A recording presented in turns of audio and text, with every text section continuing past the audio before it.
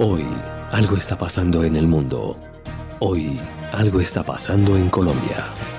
Verdad Colombia investiga, analiza, para que usted tenga un punto de vista diferente y más claro. Con nuestros profesionales, Carlos Sierra Galindo, Miguel Fierro, Jaime Eduardo Botero, José Domingo Rodríguez. Bajo la dirección general de Miguel Posada Samper. Coordinación periodística de Juan Carlos Rueda y la producción nacional de Paola Camacho.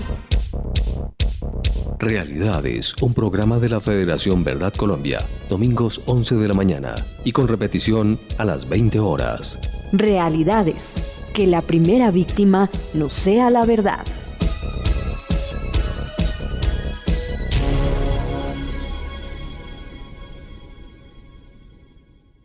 Un muy buen domingo para todos ustedes, señoras y señores. Bienvenidos a Realidades a través de la cadena RCN de Colombia y su sistema de emisoras Radio Red. Me acompaña en la presentación, como es habitual en el programa del día de hoy, mi compañera de mesa de trabajo, Paolita Camacho. Pao, feliz domingo, ¿cómo vamos? Feliz domingo, Juan Carlos, feliz domingo a todos nuestros oyentes que se conectan a esta hora en Realidades. Sí, señora. Bueno, entremos en materia, mi querida Paolita. Temas, hay mucha tela donde cortar esta semana. El tema del caso Pretel, la suspensión de bombardeos que anunció el presidente Santos. Claro que sí, también tendremos dos invitados muy especiales. El primero de ellos, el general Néstor Ramírez. Con él estaremos analizando precisamente este tema del cese al fuego que dijo el presidente Santos, que no más bombardeo, por lo menos durante este mes. Juan Carlos, ¿es que acaso ya estamos en la etapa de posconflicto? No, todavía no. Bueno, pues el general Néstor Ramírez nos va a ilustrar un poco pues acerca de qué dice la Constitución acerca de este cese al fuego o de esta suspensión de bombardeos a las FARC. Sí, señora, si son legales, si no son legales. Hay que recordar que el ejército tiene la misión constitucional de defensa. Sí, señora, tú lo has dicho. Tenemos otro invitado muy especial el día de hoy. Él viene de el Perú. Sí, se trata del economista Miguel Santillana. Él también es columnista y bueno, pues él nos va a hablar de cómo está el Perú después de Ollanta Humala. Sí, señora, y otros temas que estaremos tocando precisamente con él. Tú lo decías, la economía, el señor Toledo y sus escándalos, al portas de unas elecciones para el próximo año, quiénes son los candidatos, cómo se ve Perú en este momento. Y un run muy importante ¡Wow! Que hay por ahí.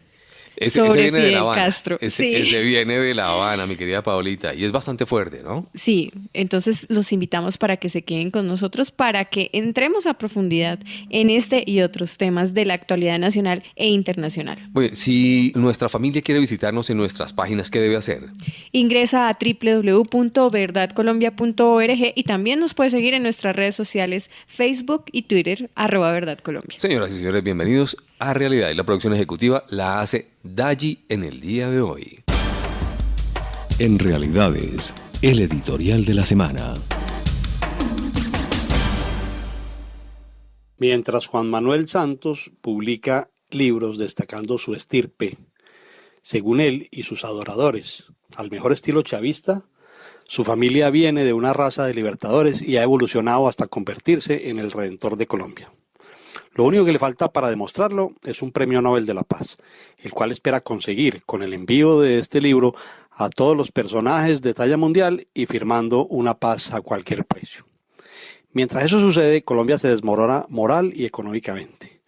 La justicia ha caído en un profundo abismo. Dos fenómenos muy graves la destruirán y terminarán por afectar gravemente la democracia. Son ellos la corrupción y la politización. Es sabido en todos los círculos que muchos de los fallos de la justicia son comprados por parte de alguna de las partes, la que tiene dinero. Esto, según se sabe, sucede a todos los niveles.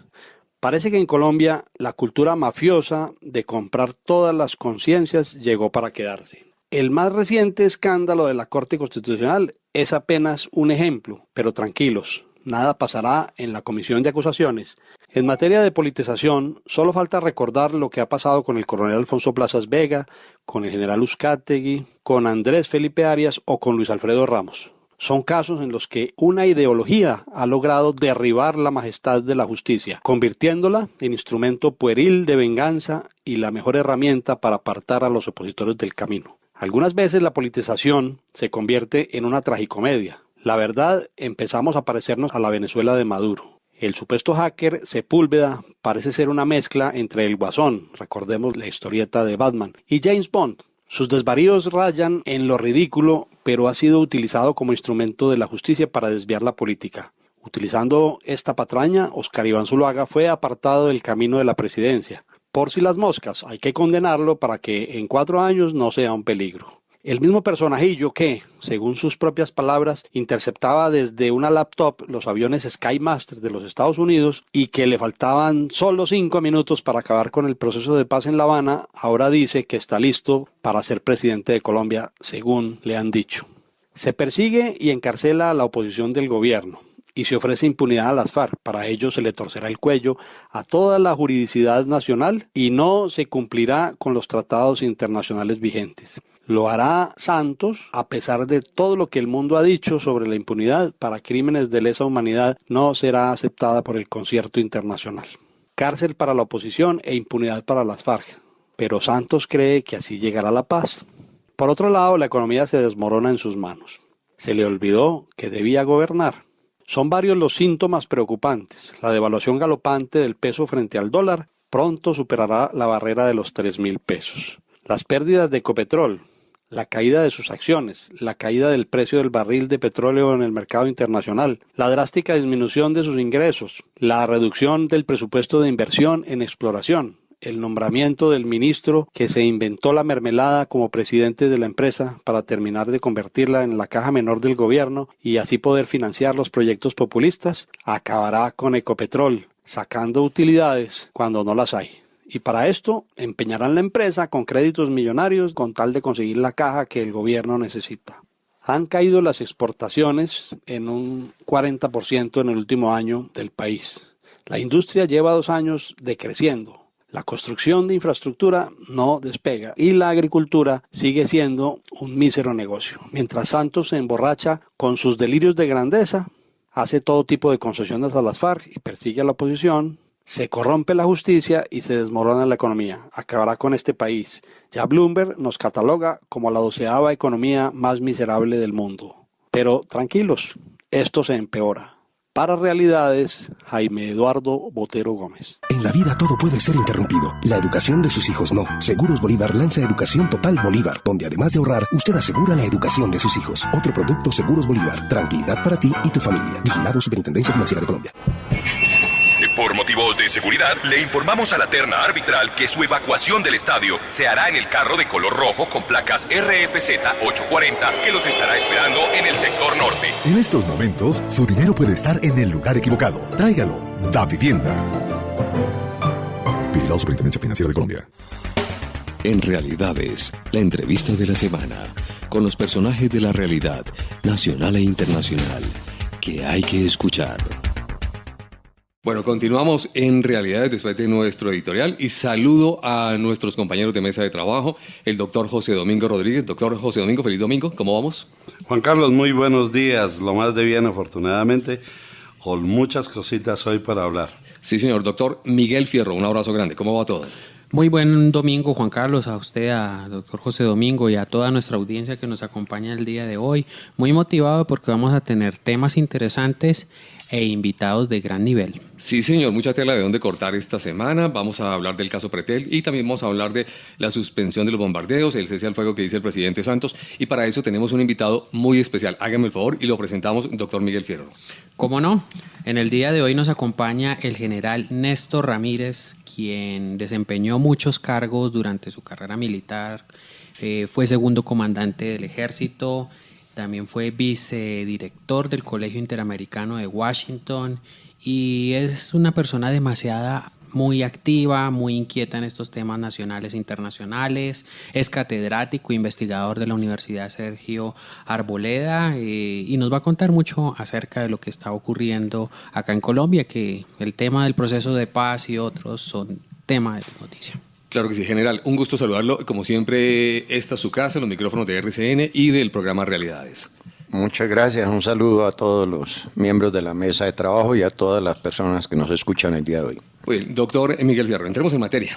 General, muy buen domingo, muy grato tenerlo nuevamente por estos micrófonos. Quisiera comentar con usted que ilustre a nuestra audiencia que está muy atenta por muchas cosas que han sucedido esta semana, anuncios. Por un lado tenemos un escándalo al interior de la Corte Constitucional y demás, que usted pues en realidad conoce muy bien la coyuntura nacional, pero entremos primero con respecto al anuncio que hizo el presidente Santos de suspender por un mes los bombardeos a las FARC. ¿Qué implicaciones tiene esta decisión por parte del presidente de la República? ¿Se entregó al ejército? ¿Se entregó la función constitucional de defender y de ir a la ofensiva sobre objetivos estratégicos de alto valor contra las FARC? A ver, yo sugeriría muy respetuosamente al gobierno nacional, a las personas que toman decisiones, la correcta utilización de los términos, porque el cese al fuego bilateral es un imposible jurídico y un imposible moral.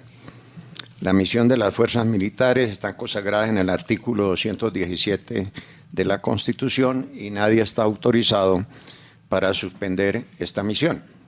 De tal manera que es un desgaste innecesario que les concede cierto estatus, lo coloca en ciertos términos de igualdad con el Estado. A la vez de que ellos tratan de desmeritar al Estado, el Estado inconscientemente pues trata de igualarse.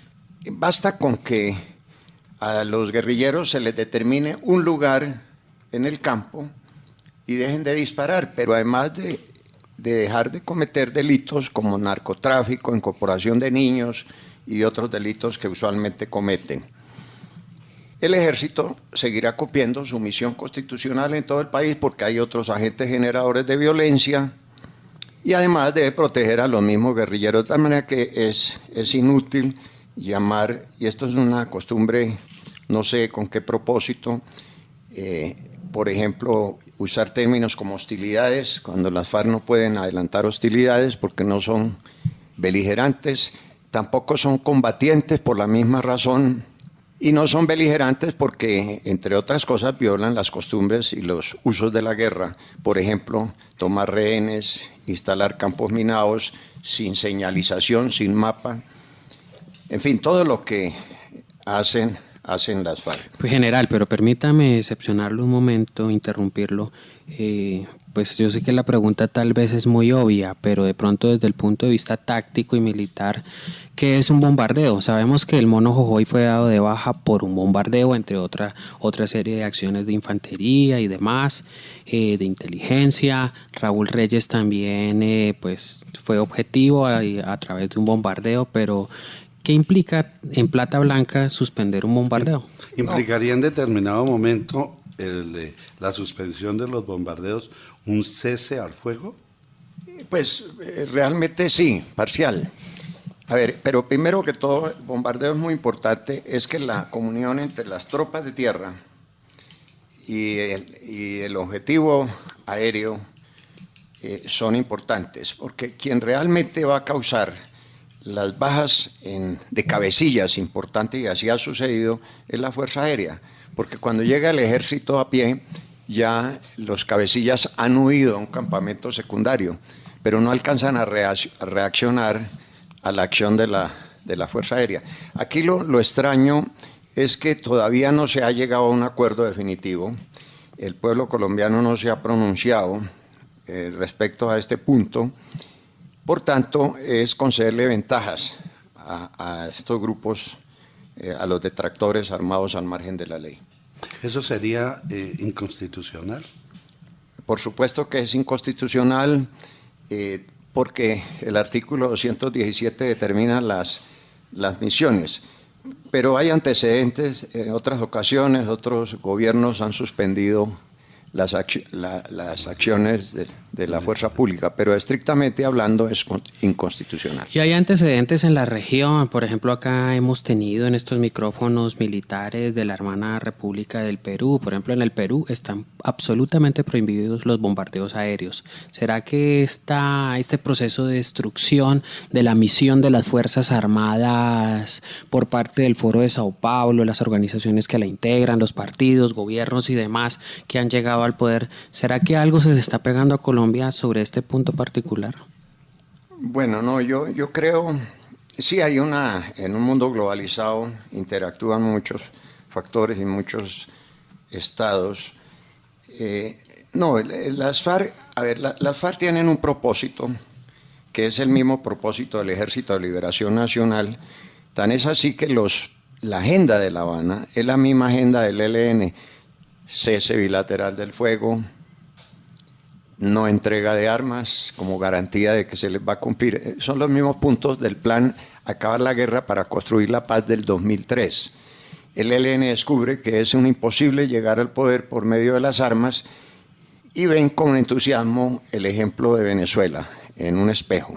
Y entonces deciden... Desde el mismo M-19. Sí, acabar la guerra para construir la paz, pero el M-19 fue más inteligente. Es que el M-19 no era comunista, era una mezcla de nacionalismo de distintos factores.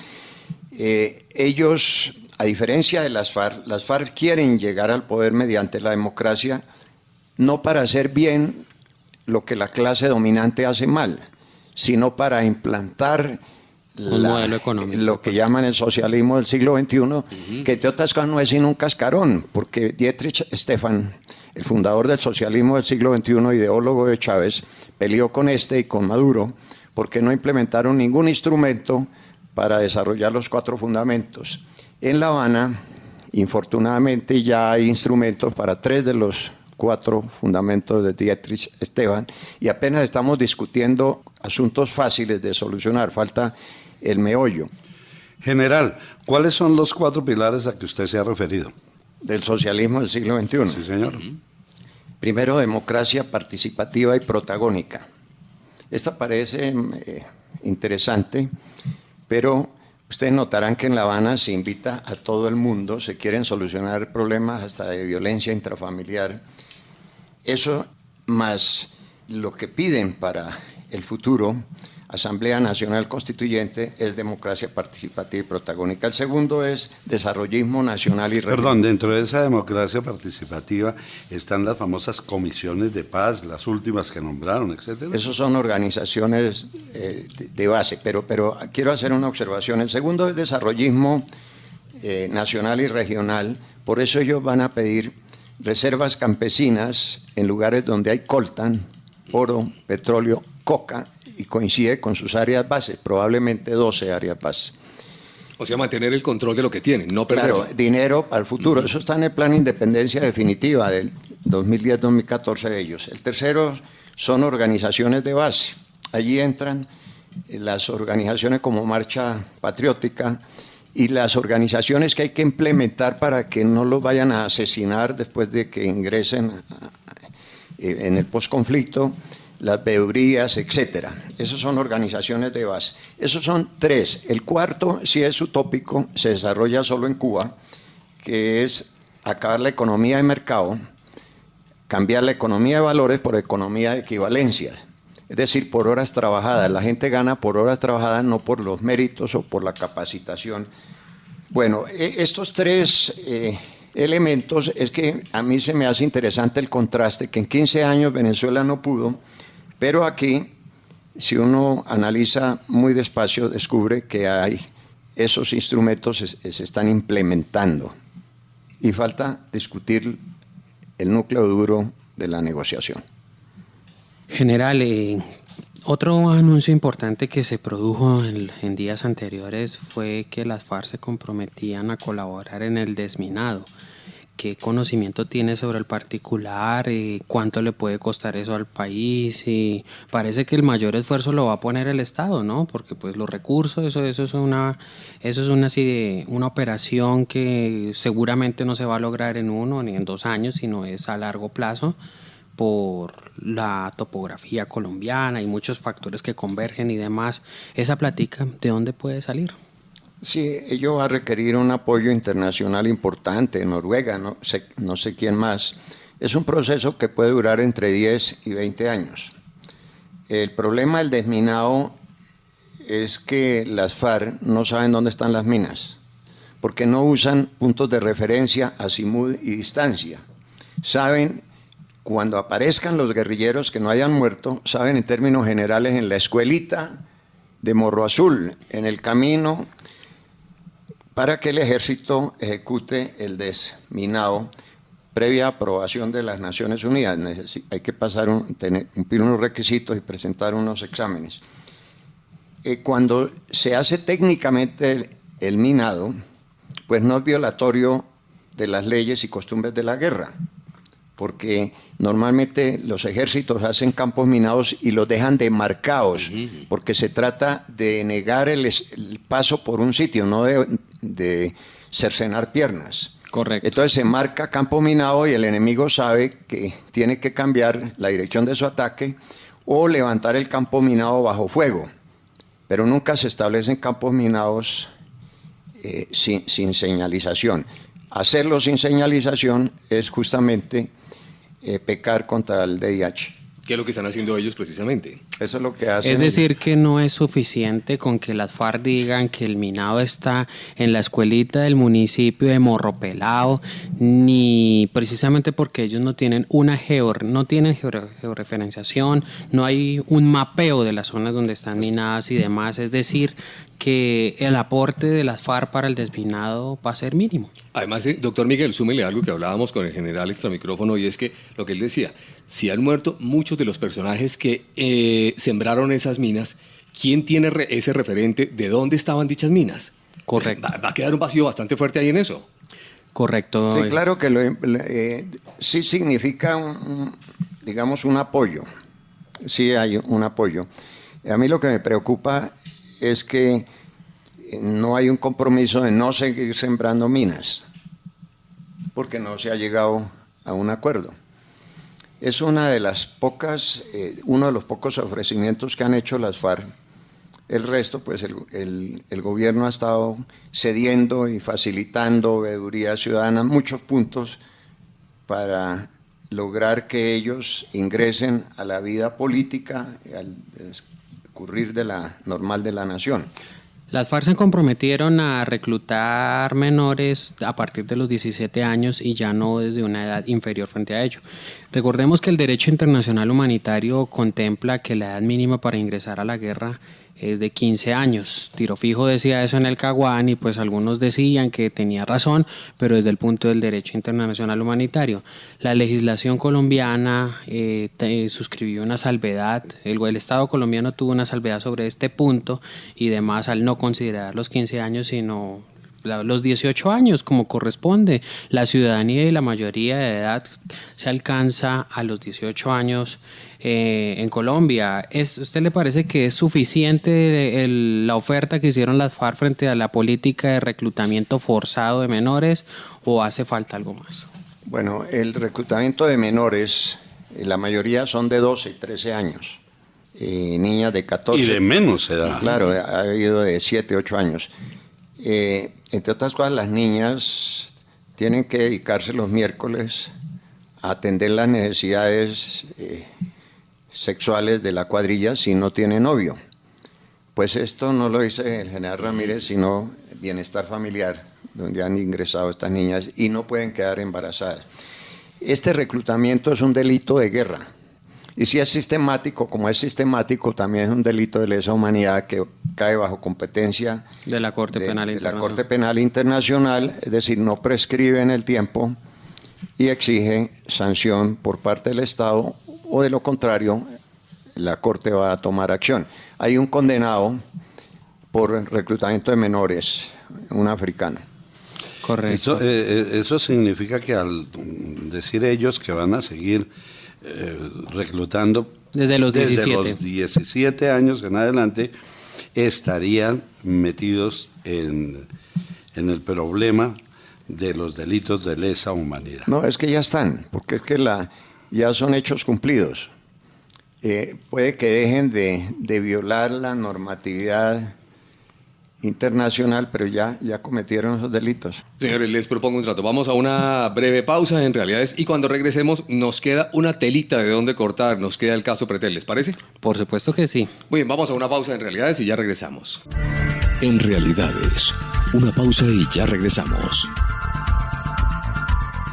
Con Renta Mensual Bolívar, a tu familia no le va a faltar nada. Un plan donde además de ahorrar, usted asegura el futuro de su familia mes a mes. Renta Mensual Bolívar, otro producto de Seguros Bolívar. Tranquilidad para ti y tu familia. Vigilado Superintendencia Financiera de Colombia. Y después del partido, Iván pudo hablar con el árbitro. ¿Dónde se encuentra? Usted no me lo va a creer y como no se pudo hablar en la cancha con el árbitro central de este partido tan controversial, pues me encuentro aquí, enfrente al apartamento 202 con vista hacia la calle, el de las Cortinas Rosadas, donde vive el juez central. Lo vamos a esperar acá en la carrera 13. En estos momentos, su dinero puede estar en el lugar equivocado. Tráigalo.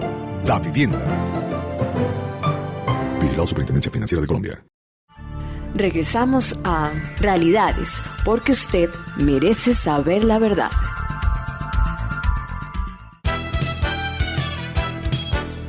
En Realidades, Verdad Colombia examina y analiza los temas que hacen noticia en Colombia y en el mundo.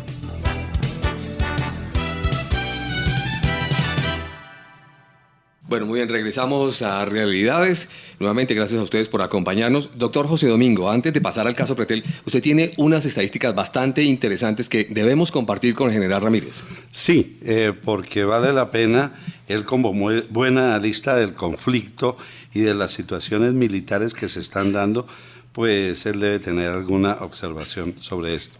General, esta semana, a raíz del anuncio del presidente Santos de suspender los bombardeos a las FARC, de la orden de suspender los bombardeos a las FARC, se hizo una encuesta entre los colombianos y el resultado de esa encuesta nos dice que el 84.1% de los votos votó en contra de la suspensión de los bombardeos y solamente el 15% votó a favor. ¿Usted qué opina de esa estadística o de esa encuesta?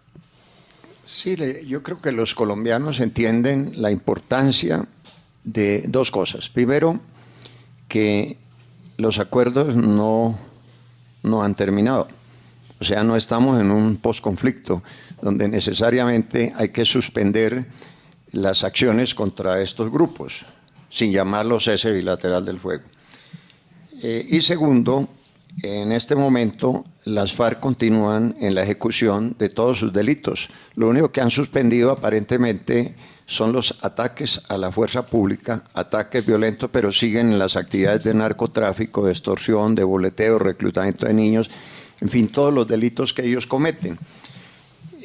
La Fuerza Aérea es supremamente importante para las operaciones terrestres, sobre todo para causarle la baja, la muerte a los cabecillas.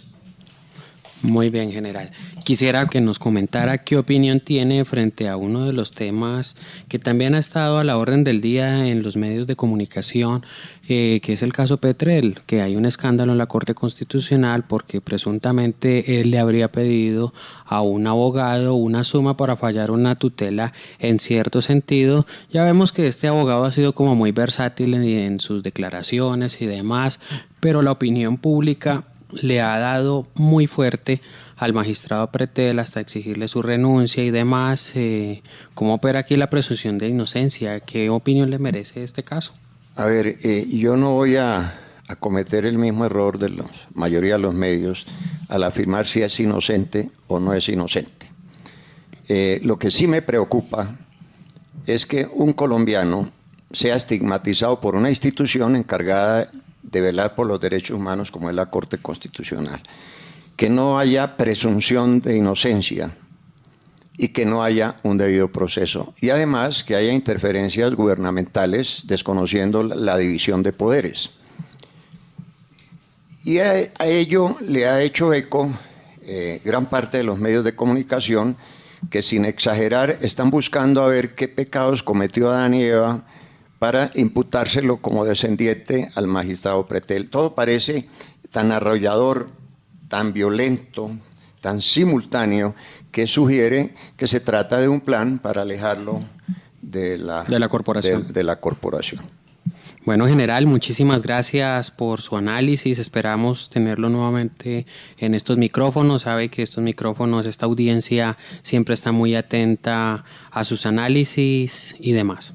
Muchas gracias, general, por compartir con nosotros. No, gracias a ustedes. Un breve mensaje y ya regresamos en Realidades porque cambiamos un poquito de tema. Venimos con un invitado muy especial.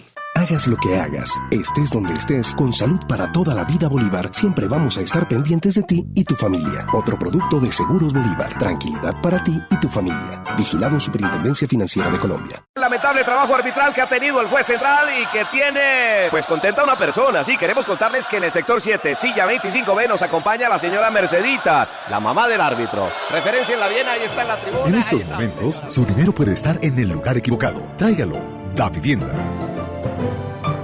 Vigilado Superintendencia Financiera de Colombia. En Realidades, traemos las fuentes directas para analizar los temas de actualidad más importantes de Colombia y el mundo. Este es el invitado de la semana. En el día de hoy nos acompaña de la hermana República del Perú, Miguel Santillana Santos, un connotado economista, profesor universitario de varias instituciones de la hermana República, como la Universidad del Pacífico, la Universidad Católica, la Universidad San Martín, entre otras. También es consultor de la CEPAL, de la Comisión Económica para las Américas, para Latinoamérica, un organismo de Naciones Unidas. Es una persona que también escribe, es columnista habitual en diarios como El Correo, diarios como El Expreso y otros más de amplia circulación nacional en el Perú. Y en el día de hoy nos acompaña en nuestro país para hablar de muchos temas.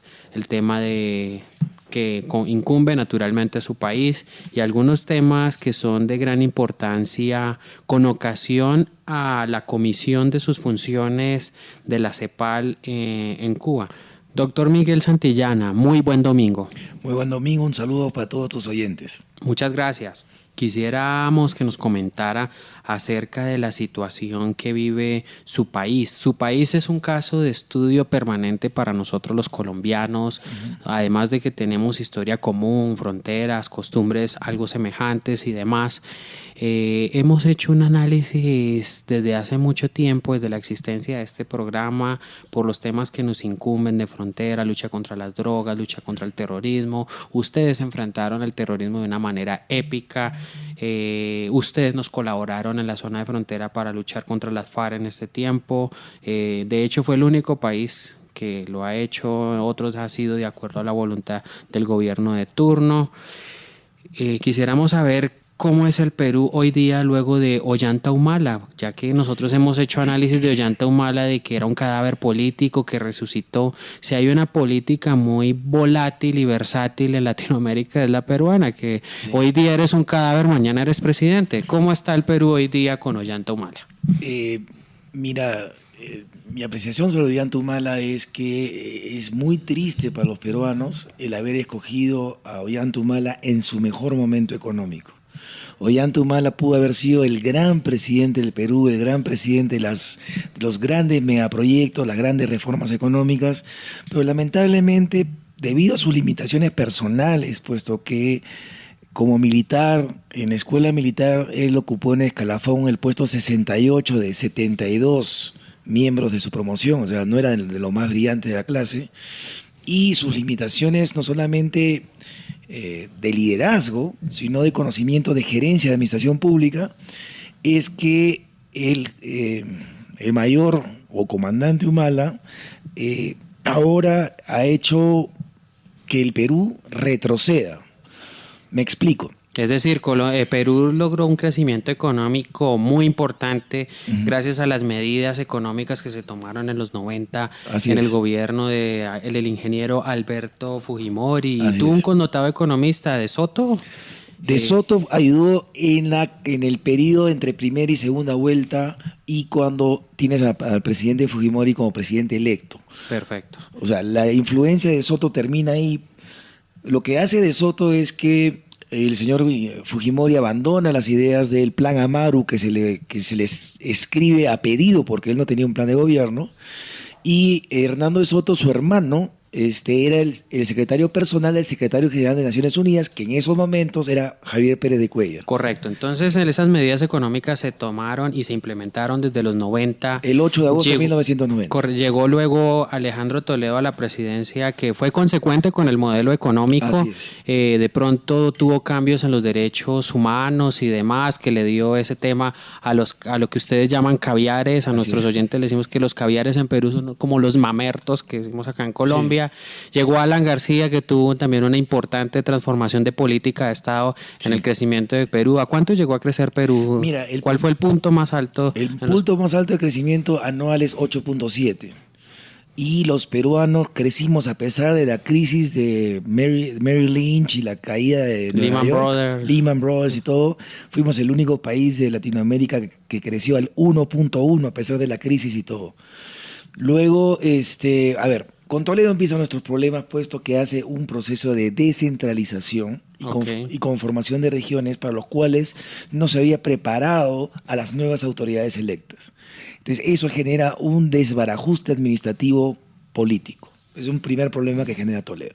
Un segundo problema es que deshace todo nuestro sistema de inteligencia, puesto que Fujimori, a través del señor Montesinos, lo había utilizado para una especie de policía política, no para cumplir funciones de inteligencia. De acuerdo. Entonces, al desbaratar eso, los grupos subversivos, al amparo de la Comisión Interamericana de Derechos Humanos, obtienen beneficios penitenciarios, algunos son absueltos y en estos momentos ya tienen capacidad militar. Tanto Sendero Luminoso como el MRTA ya tienen capacidad de iniciar una nueva guerra en el Perú. Dos cosas. Veníamos de un 8% de crecimiento como máximo. Alan García también continuó, digamos, como esas políticas que impulsaron y movieron la economía y demás. ¿Cuánto creció el Perú en el 2014 ya con Ollanta Humala? 2.3. Del 8% al 2, casi al 9% al 2.3. No, y te cuento, García hizo dos reformas importantes. Firma el Tratado de Libre Comercio con Estados Unidos.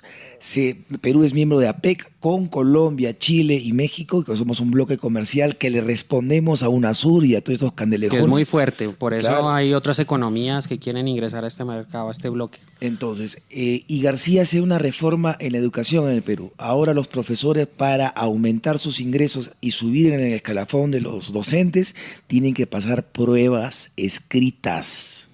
Entonces, si no pasas la prueba, no asciendes. Entonces, esas reformas las paralizó 3 años el señor Ollanta Humala por su pacto con el sindicato de los profesores que maneja Patria Roja. Que es la embajada de las FARC en el Perú, como hemos dicho. Que tiene una relación con las FARC.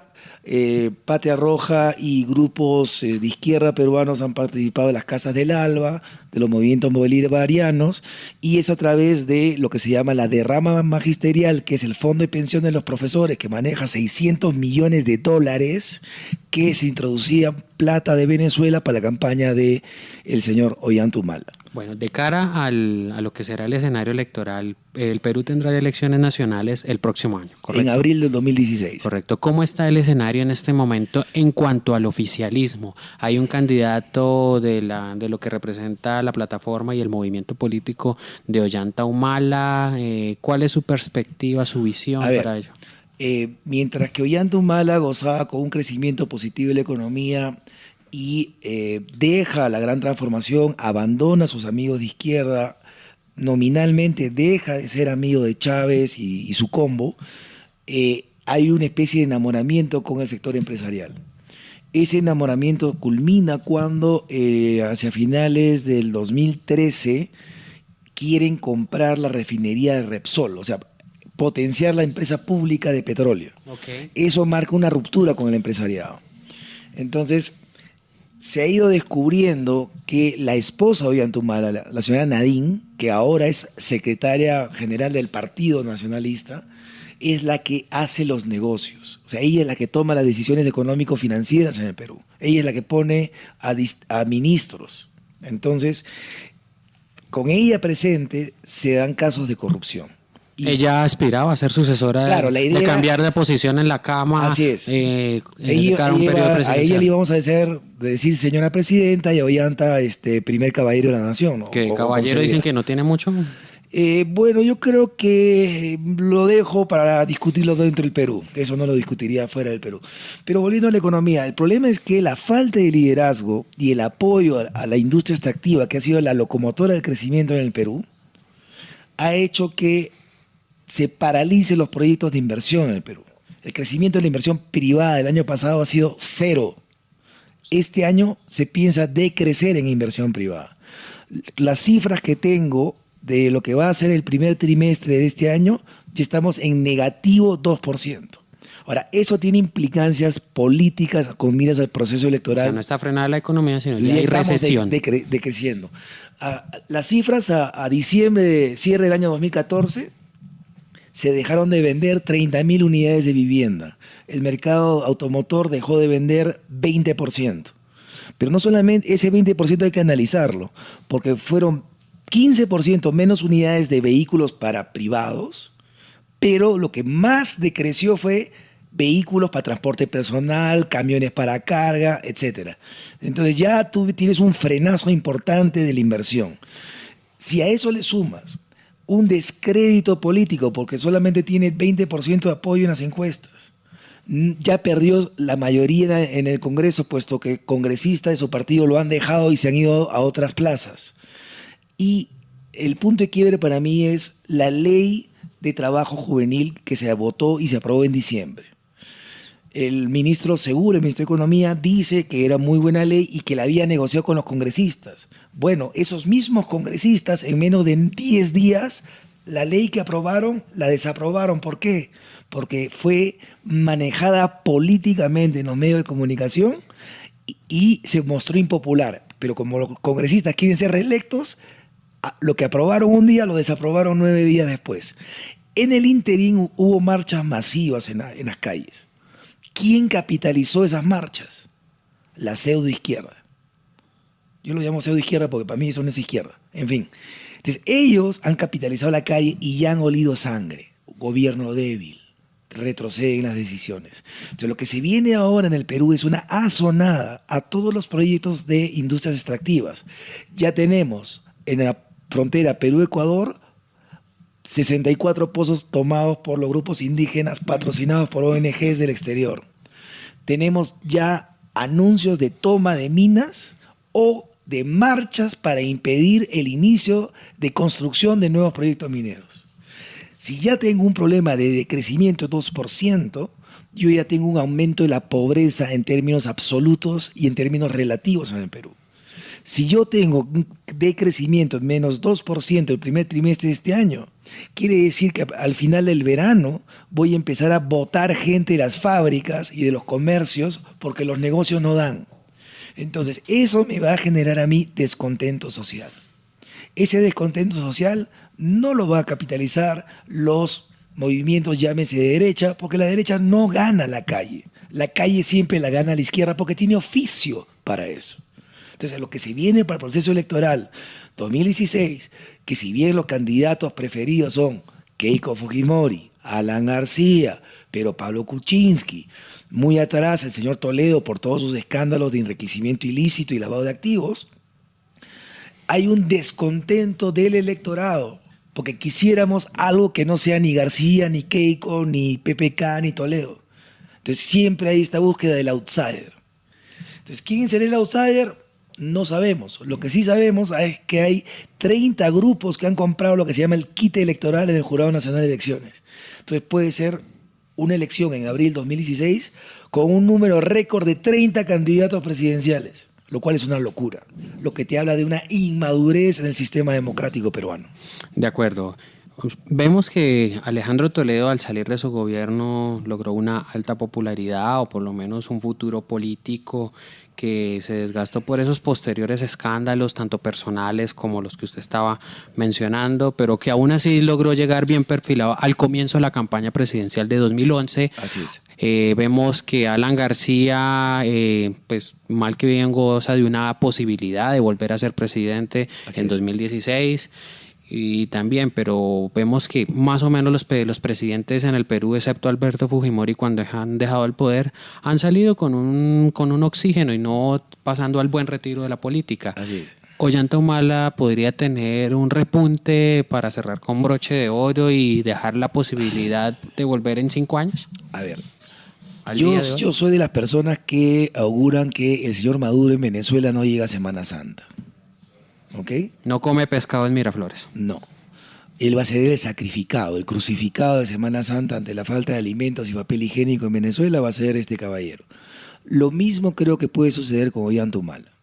Desde mitad de diciembre, cuando surge el escándalo de un colaborador de su campaña y financista, que es el señor Martín Belaúnde del Ocio, que está en estos momentos fugado del Perú y con arresto domiciliario en La Paz, Venezuela, se han ido suscitando en los medios de comunicación una masiva demostración de casos de corrupción de la familia Humala Heredia, de los hermanos, de los tíos y de...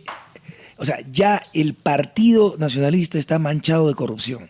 No solamente Ollanta Humala, no solamente Nadine, los congresistas, los miembros del partido. ¿Por qué? Se ha descubierto que no han explicado el manejo de casi $5 millones en la campaña electoral, que de acuerdo a las normas electorales tienen que ser con manejo bancario. Ellos lo manejaban en efectivo, y ese efectivo a todas luces venía del señor Chávez.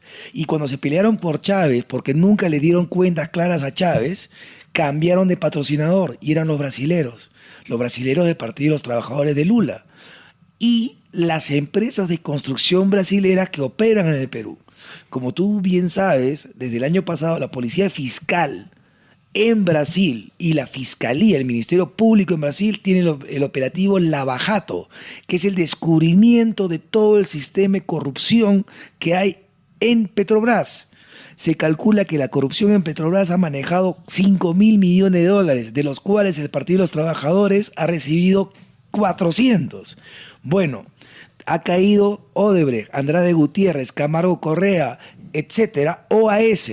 ¿Ok? OAS, importante empresa de construcción patrocinada por el Partido de los Trabajadores. Muy bien, en la Fiscalía de Sao Paulo ha habido personas que han atestiguado que iban al Perú con maletines llenos de dinero para pagar coimas por obras que ganaban tanto en el municipio de Lima de Susana Villarán como al gobierno de Ollanta Humala. Y eso está aprobado en la Fiscalía de Sao Paulo. Lo que yo me pregunto es por qué la Fiscalía en el Perú no actúa de oficio. Sí, ese es uno de los problemas grandes de los poderes judiciales, donde el Foro de Sao Paulo ha llegado y donde la justicia es selectiva y no correspondiente a lo que debería ser. Quisiera que cambiáramos de tema, de algo muy muy importante que usted conoce y que nos puede traer luces a los colombianos. Como bien sabemos, está llevando un proceso de paz con las FARC con sede en La Habana, Cuba, y usted ha sido comisionado de la CEPAL para temas de Latinoamérica y ahorita ha estado recientemente en una comisión muy importante para evaluar la implementación de los acuerdos, de este capítulo que hay en las relaciones internacionales de los Estados Unidos con Cuba. ¿Qué nos puede decir usted? Sé que muchas cosas no se podrán decir, pero sí, cuéntenos lo que nos respecta a los colombianos y latinoamericanos. Mira, en primer lugar, para los colombianos, una buena noticia, algo que escuché de círculo muy íntimo dentro del PC cubano y de los G2, es que Fidel murió o habría muerto el martes 6 de enero de este año. Ok, de Reyes. Así es, con bajada de Reyes y regalos. O sea, en España se dan los regalos el 6 de enero y creo que es un regalo para la humanidad que este señor tan nefasto para América Latina haya pasado a mejor vida. Entonces, ¿eso qué significa? Significa que Raúl ya no tiene un flanco izquierdo para negociar con los norteamericanos. Te recuerdo que la audiencia pública que hace Raúl Castro y Obama el 17 de diciembre para decir que vamos a hablar de paz, significa que hay una misión que va de Estados Unidos a La Habana el día 20-21 de enero. A CEPAL se nos invita a participar en una especie de apoyo a el Ministerio de Economía de Cuba en función de la transición, la transformación estructural que va a haber en la economía cubana, de ser una economía estatal, de control de precios, etcétera, a una economía de mercado. Es en función de eso que tenemos reuniones con el Ministerio de Economía, que les enseñamos cómo es un sistema de precios. Para les enseñan a sumar, por lo menos. O sea, qué cosa es un sistema de mercado, cómo debe hacerse reguladores de mercado, qué son las asociaciones público-privadas, qué cosa es el cofinanciamiento, etcétera. Porque Cuba es un país por armar. Cuba hay que reconstruirla. Entonces, ¿qué se negocia? Porque también fuimos periféricos a la mesa de negociación entre los americanos y los cubanos. Entonces, el día 20 se conversa temas migratorios. Se le ha dado a Cuba 20.000 visas adicionales para que cubanos visiten Estados Unidos. 20.000 visas. 20.000 visas. Se ha aumentado el número de visitas familiares de norteamericanos que puedan ir a visitar a sus familiares. Ya a no Cuba. por México ni por Canadá, sino directo. No, el ciudadano norteamericano que tiene pasaporte azul y quería ir a Cuba, antes lo hacía en contra de los dictados del gobierno norteamericano y se escapaba por Estados Unidos o por México. Ahora puede ir directamente con su pasaporte azul y no le va a pasar nada. Por otro lado, se le va a aumentar la cantidad de dinero que puede remesar de Estados Unidos a Cuba, ropa, comida, fármacos. Eso fue el primer día de negociación. El segundo día de negociación, para mí, fue lo más importante. Se acordó conjuntamente invitar a México para cerrar la frontera en el Golfo de México. Eso significa que la zona petrolera, una de las zonas petroleras más ricas del mundo, por fin va a ser delimitada.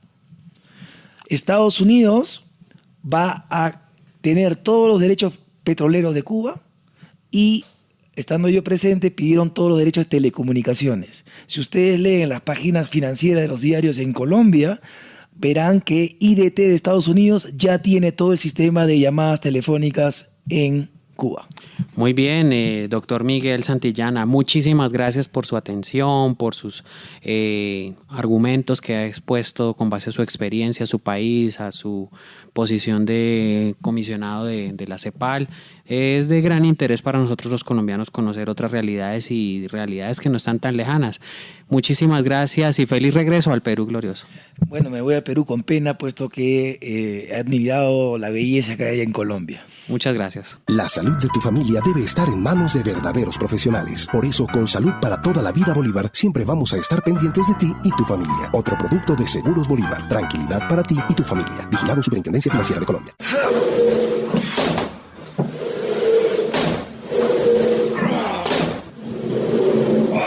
Amor, cuidado con la pared. Ay, pilas, el piso. Cuidado con el piso. Yo sé. Sí, mi amor, tenías toda la razón. El sofá se ve mejor en donde estaba, en el segundo piso. En estos momentos, su dinero puede estar en el lugar equivocado. Tráigalo. Banco da Vivienda. Aquí lo tiene todo. Vigilado Superintendencia Financiera de Colombia. Bueno, señoras y señores, llegamos al momento final de Realidades. Esperamos que el programa haya sido de su total agrado. Agradecerles de verdad que nos hayan acompañado a todos ustedes, a las diferentes ciudades que se conectan con nosotros. A esta hora, un abrazo muy, pero muy grande y muy especial. El próximo domingo, temas, invitados, análisis, reflexión con nuestros profesionales de Verdad Colombia. Feliz semana para todos. En 8 días, nuevamente Realidades, con el análisis crítico de nuestros profesionales. Síganos en nuestras redes sociales, Facebook y Twitter, @Verdad Colombia, y en el ciberespacio a través de www.verdadcolombia.org. Realidades, un programa de la Federación Verdad Colombia, porque usted merece saber la verdad.